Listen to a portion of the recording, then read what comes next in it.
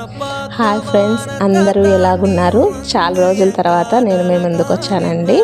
ముందుగా నా బంధుమిత్రులందరికీ, YouTube family మెంబర్స్కి అందరికీ శ్రీరామనవమి శుభాకాంక్షలు.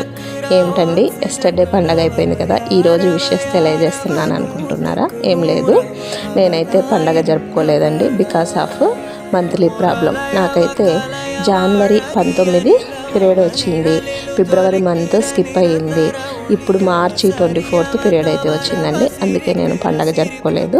కానీ ఎస్టర్డే పండగ సందర్భంగా ఇంట్లో ఉన్నాం కదా, మామిడికాయతో పులిహోర అయితే చేశానండి.